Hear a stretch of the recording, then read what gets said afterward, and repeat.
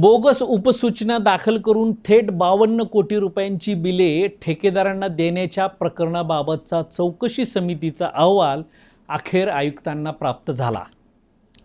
हा घोटाळा उघडकीस आणणारे स्थायी समिती अध्यक्ष अभिषेक बारणे यांना काल आयुक्त डॉक्टर सूर्यवंशी यांनी लेखी पत्र देऊन सगळंच या बिलामागे नियमबाह्य झाल्याची कबुली दिली.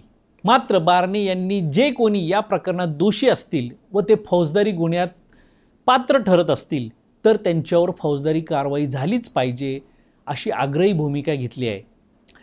या 52 कोटींच्या बोगस उपसूचनांच्या बिलांमध्ये गोलमाल झाला हे तर आता सिद्ध झालंय. आता मुख्य लेखा व वित्त अधिकारी प्रवीण जैन यांच्यावर काय कारवाई होणार याकडे आता सगळ्यांचं लक्ष लागलंय. दरम्यान अंतिम चौकशी अहवालासाठी अजून 10 दिवसांची मुदत आयुक्तांनी मागितल्यानं यामागे नेमकं कोणाला वाचवायचं आहे काय अथवा प्रशासनावर उलटलेली गेम कशी फिरवायची याचे तर प्लॅनिंग केले जाणार नाही ना, या शंकेला वाव मिळत आहे.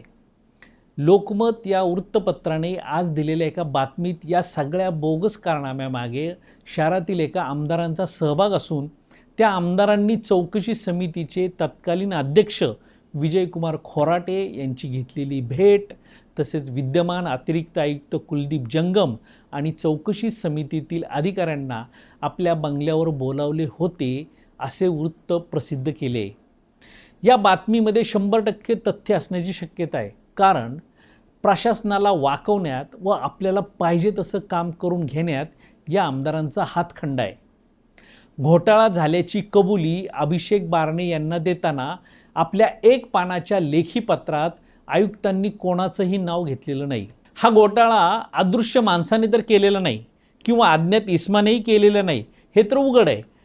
प्रवीण जैन यांना दोषी ठरवलं तर त्यांनी पालिकेची फसवणूक केली म्हणून गुन्हा दाखल करावाच लागेल आणि आपल्यावर गुन्हा दाखल होणार आहे असं कळताच जर जैन यांनी आपल्याला हे कांड कोणी करायला लावलं असं जर ओकून सांगितलं तर सगळ्यांचीच अंडी पिल्ली बाहेर येणार आहे. त्यामुळे जैन यांना वाचवलं तरी अडचण आणि नाही वाचवलं तरी अडचण अशा संभ्रमात प्रशासन अडकले की काय व म्हणूनच ते अजून 10 दिवस मागत असावेत काय या शंकेला पुष्टी मिळते. एक मात्र या निमित्ताने स्पष्ट झालंय की स्थायी समिती अध्यक्षांनाच बाजूला ठेवत त्यांच्या अधिकाराला बायपास करत बोगस उपसूचना थेट लेखा विभागाला सादर झाल्या. त्यामुळे बारणे यांचं पित्त खवळणं साहजिकच असल्याचं बोललं जाते.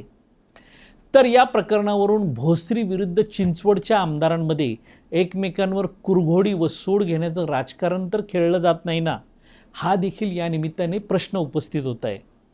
तुम्हाला काय वाटतं जरूर व्यक्त व्हा, आपल्या कमेंट्स आम्हाला जरूर कळवा. आणखीन घडामोडी जाणून घेण्यासाठी पाहत रहा पिंपरी चिंचवड न्यूज. सोबतच आमच्या फेसबुक आणि इंस्टाग्राम चॅनलला फॉलो करायला विसरू नका. तसेच यूट्यूब चॅनलला सबस्क्राईब करायला विसरू नका.